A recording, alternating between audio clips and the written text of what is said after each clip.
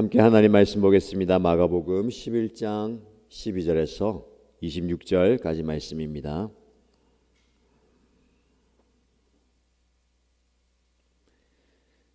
마가복음 11장 12절에서 26절까지 말씀을 함께 읽겠습니다. 이튿날 그들이 베다니를 떠나갈 때에 예수께서는 시장하셨다. 멀리서 잎이 무성한 무화과 나무를 보시고 혹시 그 나무에 열매가 있을까 하여 가까이 가서 보셨는데 잎사귀 밖에는 아무것도 없었다. 무화과의 철이 아니었기 때문이다. 예수께서 그 나무에게 말씀하셨다. 이제부터 영원히 내게서 열매를 따먹을 사람이 없을 것이다. 제자들이 예수께서 말씀하시는 것을 들었다. 그리고 그들은 예루살렘에 들어갔다. 예수께서 성전에 들어가셔서 성전뜰에서 팔고 사고 하는 사람들을 내쫓으시면서 돈을 바꾸어 주는 사람들의 상과 비둘기를 파는 사람들의 의자를 둘러 엎으시고 성전뜰을 가로질러 물건을 나누는 것을 금하셨다. 예수께서는 가르치시면서 그들에게 말씀하셨다. 기록한 바 내 집은 만민이 기도하는 집이라고 불릴 것이다 하지 않았느냐. 그런데 너희는 그곳을 강도의 소굴로 만들어 버렸다. 대제사장들과 율법학자들이 이 말씀을 듣고서는 어떻게 예수를 없애버릴까 하고 방도를 찾고 있었다. 그들은 예수를 두려워하고 있었던 것이다. 무리가 다 예수의 가르침에 놀라고 있었기 때문이다. 저녁 때가 되면 예수와 제자들은 을의 성 밖으로 나갔다. 이른 아침에 그들이 지나가다가 그 무화과 나무가 뿌리째 말라버린 것을 보았다. 그래서 베드로가 전날 일이 생각나서 예수께 말하였다. 랍비님, 저것 좀 보십시오. 선생님이 저주하신 저 무화과 나무가 말라버렸습니다. 예수께서는 그들에게 말씀하셨다. 하나님을 믿어라. 내가 진정으로 너희에게 말한다. 누구든지 이 산더러 번쩍 들려서 바다에 빠져라 하고 말하고 마음에 의심하지 않고 말한 대로 될 것을 믿으면 그대로 이루어질 것이다.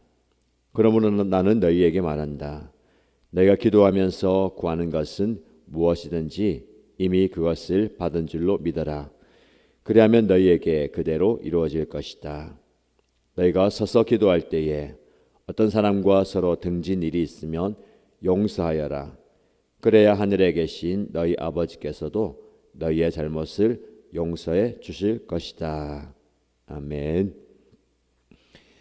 오늘도 하나님의 말씀으로 하루를 시작합니다. 말씀의 은혜가 저와 여러분의 삶에 넘치기를 축복합니다.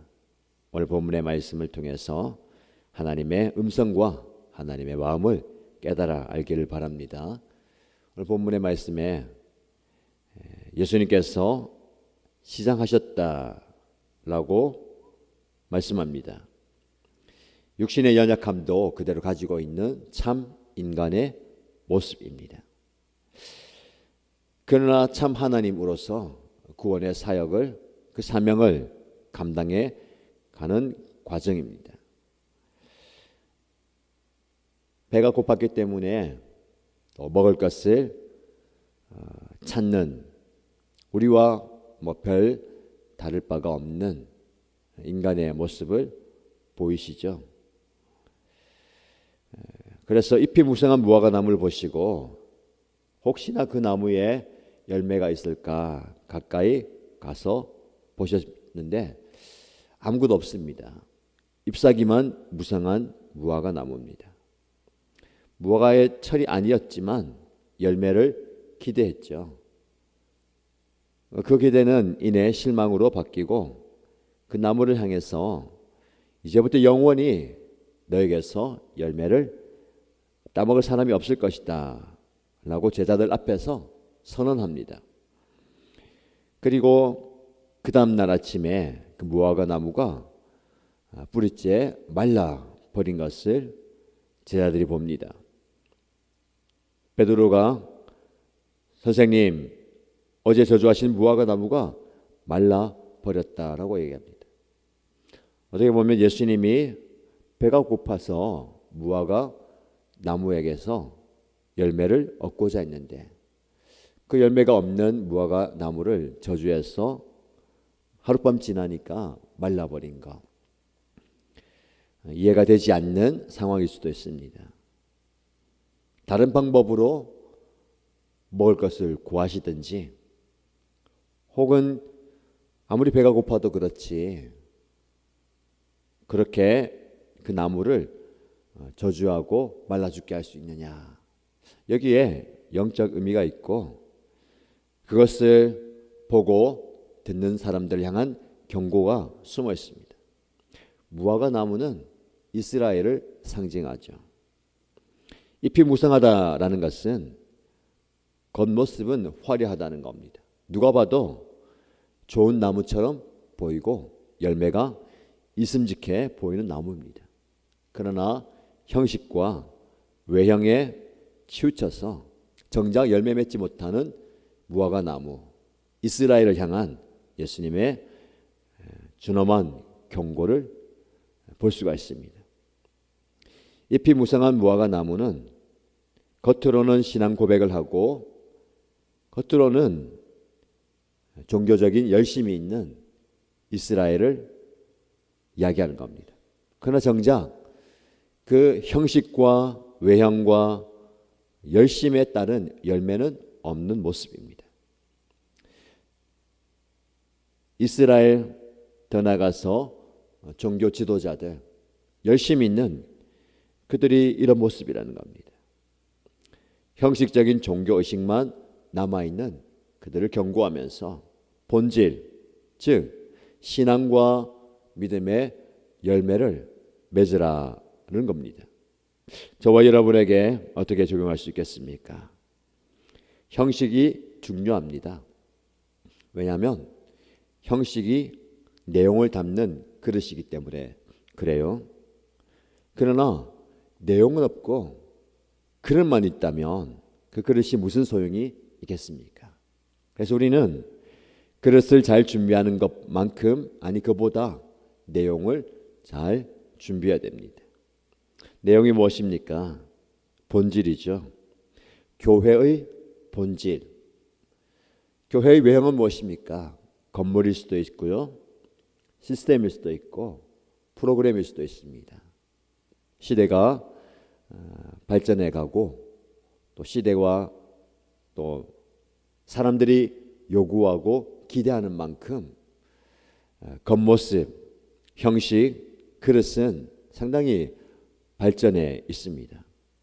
어느 때보다 더 화려하고 또 아름답고 좋은 그릇들이 많아요.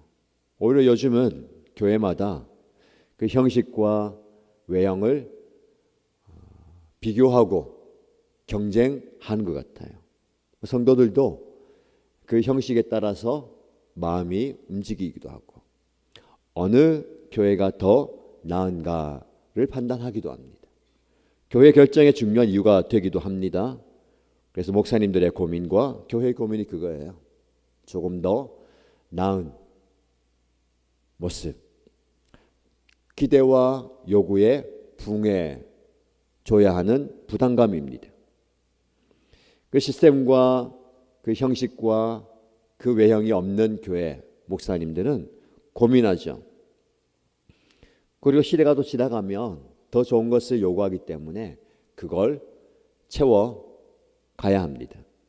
그러다 보니까 정작 내용 본질을 놓칠 때가 많이 있습니다. 교회의 본질이 무엇입니까? 오늘 본문의 말씀에 무화과 나무 이야기를 앞뒤에 배치하고 그 중간에 성전에 대해서 얘기하죠. 성전에서 물건을 팔고 사는 사람들, 돈을 바꿔주는 사람들, 예수님이 보고 엄청난 노를 발하십니다. 내쫓으시는데 그냥 내쫓는 것이 아니라 상과 의자를 둘러 엎어 버리시고 그 사람들을 향해서 노를 발하시죠. 그러면서 말씀하십니다. 기록한 바 내 집은 만민이 기도하는 집이라고 불릴 것이다. 하지 않았느냐? 성전은 기도하는 곳이다.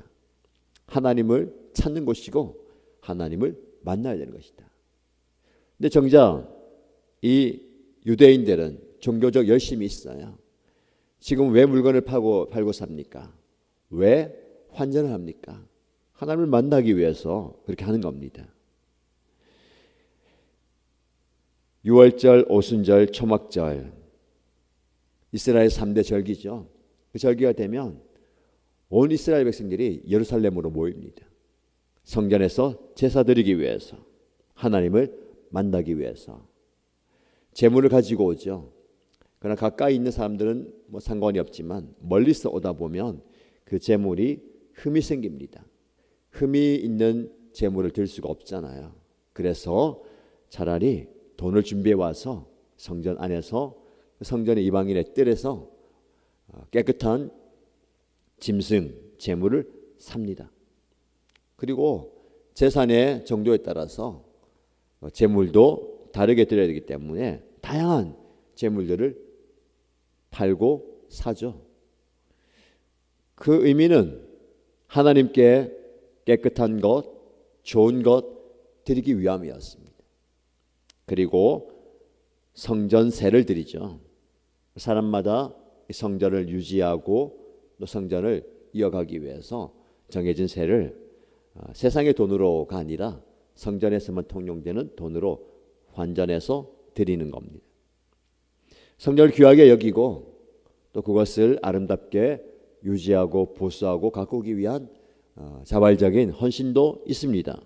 그러나 시간이 지나갈수록 이것이 제사 드리는, 예배 드리는 사람들의 편의가 되어버리는 겁니다.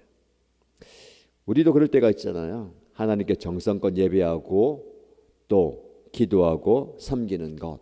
그러나 사실 따지고 보면 하나님을 예배하지만, 하나님을 섬기지만 우리의 편의에 따라서 상황과 환경을 조절해 갈 때가 많습니다. 참 우리 편하게 예배 드리잖아요. 더 좋은 의자를 찾고 더 나은 조명과 더 나은 방송 시스템, 그리고 화려한 영상과 음향들, 그리고 편의를 제공하기 위해서 하나님의 말씀, 성경 말씀을 화면에 띄우는 것. 그러다 보니까 더 편해지고자 하는 거예요. 이 성경책 들고 교회 오는 게 무거워지는 겁니다. 성경책을 선물로 제가 교회에서 드리면 목사님 성경책이 너무 무거운데요. 혹은 성경책을 매번 들고 다니는 게 귀찮아지기도 하고 아니면 익숙해집니다. 화면이 익숙해지는 거예요. 이게 참 고민이고 딜레마입니다. 그래서 우리 교회 자녀들에게 초등부 같은 경우는 유치부 졸업하면서 무조건 졸업 선물을 성경책을 주잖아요. 중학교 이상 올라가는 친구들에게는 찬송가가 붙어 있는, 교회에 올 때 들고 다닐 수 있도록. 그리고 성경책을 펼치는, 찾는 훈련과 연습도 필요합니다. 그런데 너무 좋은 환경, 너무 편의를 잘 제공하다 보니까 아무것도 준비하지 않고 와도 교회 오면 그냥 가만히 보면 다 나오는 거예요. 옛날에는 찬송가 다 찾아서 보고 성경책도 찾아보고 심지어는 설교 중에도 몇 장 몇 절 찾아가지고 봤잖아요. 요즘은 시간이 많이 간다는 이유로 또 그 찾는 데 시간뿐만 아니라 찾지 못하는 사람들을 배려하기 위해서, 누구는 찾고 있는데 못 찾으면 주변에서 도와주기도 하고 혹은 또 본인이 부담을 느끼기도 합니다. 새 가족들은 성경 찾지 못하면 미안하기도 하고 부끄럽기도 하고, 그런 거 편히 제공하다 보니까 너무 편하게 되는 거예요. 마찬가지로 제물을 드리는 것에 대한 편의를 제공하는 것 하다 보니까 편의의 제공이 어디까지 갑니까? 변질되는 거예요. 더 편한 것, 더 나은 것 어떻게 변질됩니까? 폭리를 취하고 수수료를 늘려가지고 욕심과 욕망을 채우는 수단과 도구가 되는 겁니다. 이게 인간의 연약함이죠. 그래서 예수님께서 화를 내는 이유가 편의를 제공하는 거 넘어선 폭리를 취하고 욕심이 가득한, 말 그대로 강도의 소굴이 되어버렸다. 작은 인간의 편의 제공이 본질을 잃어버리는 겁니다. 그래서 우리는 부단하게 끊임없이 이 본질을 놓치지 않고자 애를 써야 됩니다. 교회의 본질이 무엇입니까? 예수 그리스도의 복음이죠. 이게 가려지면 안 되는 겁니다. 화려한 외형, 화려한 예배 형식에 예수 그리스도의 복음이 가려져서는 안 됩니다. 여러분들도 본질을 볼 수 있어야 됩니다. 많은 분들이 본질에 상처받지 않아요. 본질은 상처 주지 않죠. 복음이고 예수님이고 은혜고 능력인데 본질을 벗어난 외형 다른 것에 상처받습니다. 마음이 어려운 거예요. 그 말은 내가 불편하다는 겁니다. 내가 불편한 게 어려운 거예요. 여러분이 불편한 게 중요한 게 아닙니다. 오히려 사실은 불편함을 감수해야 됩니다. 편하다 보니까 편하지 못한 상황 때문에 시험이 드는 겁니다. 교회 와서 예배 잘 드리고 다른 비본질적인 것 때문에 상처받거나 시험 들지 마시고요. 그것 때문에 너무 마음 어려워하지 마시고 본질이 있다면 그거 감수하십시다. 그거 기꺼이 감내하십시다. 이게 신앙생활 아니겠습니까? 편해지려고 하면 끝이 없어요. 어떻게 다 맞추겠습니까? 누구에게 맞춰야 될까요? 달라요. 다 다릅니다. 그렇죠? 본질은 변하지 않습니다. 본질에 우리가 맞춰야 되는 거예요. 오늘 말씀을 통해서 예수님의 경고가 우리에게 큰 울림으로 다가옵니다. 성전의 종말이라는 제목으로 이 말씀을 묵상하는데요. 아무리 귀한 성전이라 하더라도 본질을 잃어버리면 끝난다는 겁니다. 무화과 나무가 말라버린 것처럼 너희가 붙들고 있는 그 성전도 말라버릴 것이다. 예수님 말씀하셨죠. 돌 위에 돌 하나 남지 않고 사라져버릴 것이다. 그 예언이 그대로 이루어집니다. 건물 붙들 이유가 없어요. 시스템 붙들 이유가 없습니다. 본질이 중요합니다. 저와 여러분 삶 속에서도 우리 교회 공동체 안에서도 예수 그리스도라는 복음의 본질을 붙들고 살아가십시다. 본질의 내용, 그것 담는 그릇도 중요하지만 그 그릇의 마음을 뺏기지 마시고요. 그 그릇의 화려함과 아름다움에 시간과 에너지와 물질과 열심을 내는 것 이상으로 본질을 붙들어야 됩니다. 만민이 기도하는 집이라, 그 말은 공동체가 함께 기도하지만 각 개인이 기도해야 된다라는 겁니다. 그 본문 말씀을 마무리하면서 너희가 기도하면서 구하는 것은 무엇이든지 이미 그것을 받은 줄로 믿어라. 그리하면 너희에게 그대로 이루어질 것이다. 그리고 기도하던 중에 누구에게 등진 것이 있다면 용서 구하고 하나님께 용서를 구해라. 기도의 내용 본질을 얘기하는 것이죠. 저와 여러분들이 기도하는 한 사람이 되십시다. 그 기도하는 한 사람이 모여서 만민이 기도하는 집이 되는 겁니다. 이 자리에서 기도의 역사, 기도의 응답, 기도의 능력을 체험하게 되기를 주님의 이름으로 축복합니다. 말씀 붙들고 기도하십시다. 첫 번째 기도 제목 드립니다. 하나님, 내 욕심, 내 욕망 앞서지 않기 원합니다. 형식적인 신앙생활이 아닌 열매 맺는 신앙생활 하게 하소서라고 기도하시고요. 두 번째 기도 제목입니다. 기도의 형식 더하기 기도의 능력이 있기 원합니다. 기도의 능력을 경험하게 하소서. 간절히 기도하는 소원과 제목과 바람이 하나님 뜻 안에서 아름답게 이루어지게 하소서라고 기도하십시다. 공동체를 위해서 기도할 때에 이 공동체는 만민이 기도하는 집이라고 말씀하십니다. 기도의 자리에서 함께 기도함으로 기도 응답을 경험하는 공동체가 되게 하시고, 올해에 모든 일신가족들, 저와 여러분 우리 모두가 기도 응답의 기적을 경험하게 하소서라고 기도하십시다. 그리고 개인의 기도 제목을 하나님께 올려드리면서 소리내서 함께 기도하겠습니다.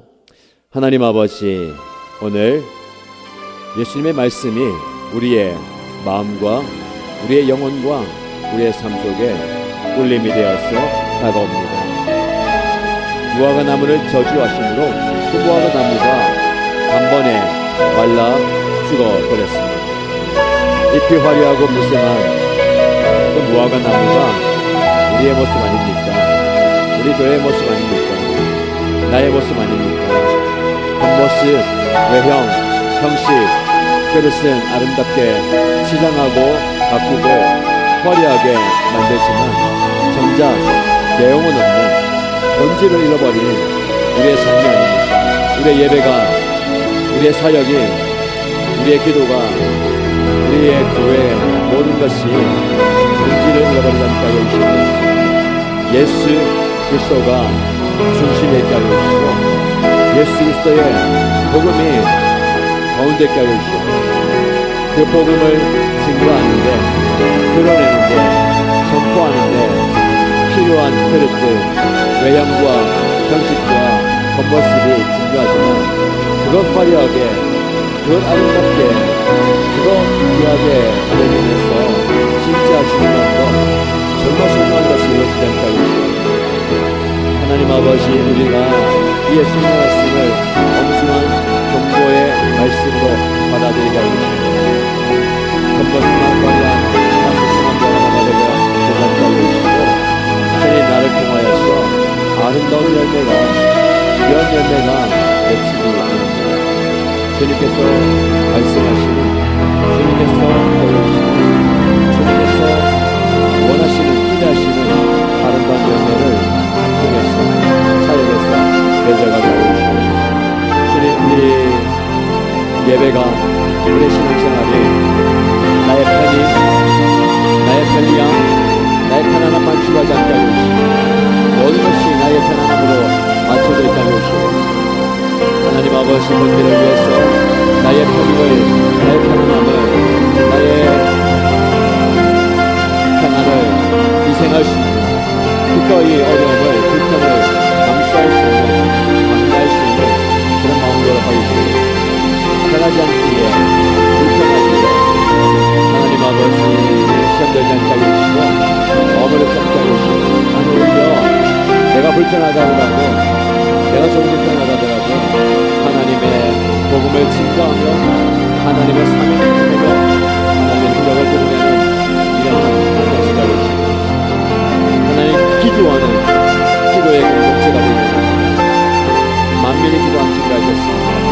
모든 사람들이 기도의 제목을 가지고, 기도의 소원을 가지고 이 자리에 나와서 함께 부르실 때에 함께 간구하고 주님의 도우심과 주님의 역사와 하나님의 기도의 우리의 모든 역사하여 주시고 응답하여 주시옵소서. 기도의 형식자하게 기도의 능력이 나타나게 하시옵소서. 기도할 때 기도 응답이 일어나게 하여 주시고, 더 많은 삶의 가슴에 부푼과 기도의 열정을 받아 주시옵소서. 기도하는 소원과 기도하는 제목과 기도하는 모든 것들이 하늘 끝 안에서 아름답게 성실의 역사가, 이루어진 역사가 인가해 주시옵소서. 예상하는 것 더 많이 기도하게 하여 주시고, 더 간절히 기도하게 하여 주시고, 더 깊이 기도하게 하여 주시고, 더 깊이 기도하게 하여 주시고, 하나님 우리의 모든 죄의 문제가 응답하여 주시고, 우리의 믿음을 알려 주시고